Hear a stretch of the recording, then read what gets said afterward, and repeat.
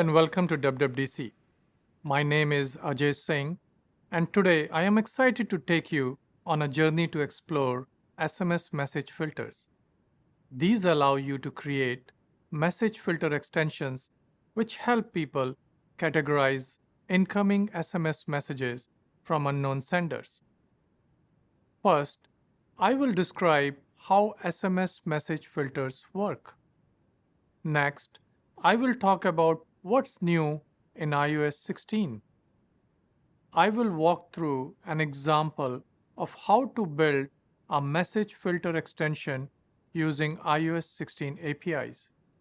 Then show you what people will see in messages when they use your extension. Finally, I will talk about enhancements to Apple's SMS filter for India. Let's talk about SMS message filters. In many countries, SMS messages are now used by businesses to notify customers about transactions, marketing campaigns, alerts, and reminders. In this example, you can see a mix of SMS messages including shortcodes, alphanumeric codes, and standard phone numbers. This results in a very cluttered inbox, and it's really difficult to find personal messages from your loved ones. iOS does provide an option to filter messages from unknown senders, but if you receive several messages each day, even the unknown sender folder will quickly get filled with unread messages. Automated filtering of SMS messages is important to many people, and iOS provides a secure, sandbox-based extension model that allow you to further classify messages from unknown senders. People can find and install SMS filter apps from the App Store. Once installed, you can turn on message filtering by going to Settings, Messages, Unknown and Spam, and turning on Filter Unknown Senders. Then you can select your SMS filter of choice. Here we have installed two SMS filters. Note that only one filter can be active at a time. In iOS 14 and later, new folders will appear in Messages for transactions, promotions, and junk. These folders help people organize and find messages that are most relevant to them. Regardless of which filter is chosen, Messages provide the same classification structure consisting of transactions, promotions, and junk. We have heard from you loud and clear that you would like to provide more detailed classifications. So, in iOS 16, we are introducing enhancements to the Filter Classification API. Now, your SMS message filter extension can classify messages into 12 additional subcategories. Here are the new subcategories that you can specify in your SMS filter extension. The new subcategories fall under the existing top-level categories, transactions, and promotions. Now you can further refine incoming messages and provide an even better experience. For example, in markets like India, it's common to receive a large number of messages related to financial transactions. These include activities in their bank account and alerts for credit card spending. These messages can now be nicely organized in the Finance subfolder under Transactions. Let's see how the flow works for SMS message filters. We can divide the flow into two phases: configuration and runtime classification. In the configuration phase, users select your message filter in Settings. This triggers a new API introduced in iOS 16 to request the capabilities supported by your filter. You can now respond with a list of supported categories and subcategories. In this example, the filter reports that it supports the subcategories finance, orders, and coupons. iOS validates these capabilities and updates the inbox in messages with the appropriate folders. In the runtime classification phase, every time an SMS message is received from an unknown sender, iOS queries your filter to determine which category and subcategory it belongs to. You can also see the term action and subaction used here. Filters must respond with one of the capabilities declared in the configuration phase.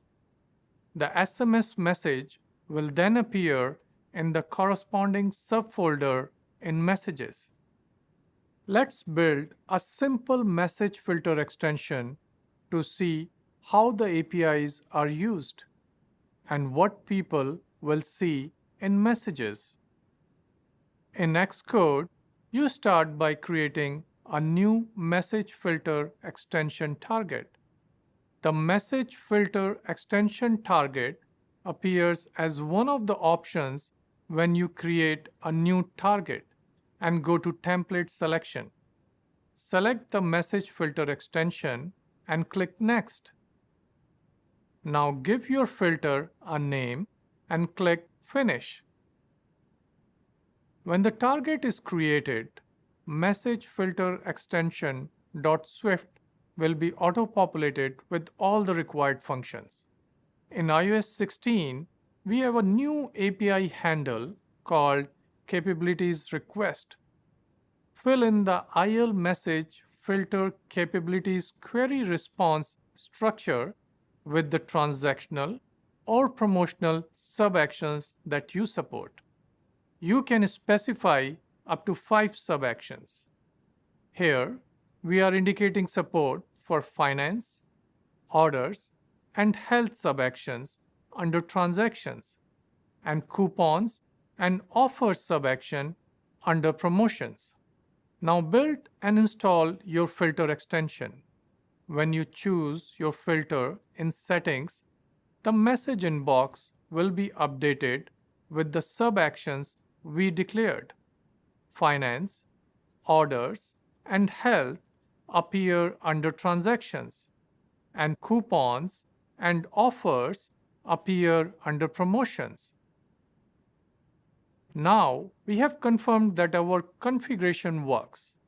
Let's define some simple logic to return suitable categories to iOS when an incoming SMS message is received.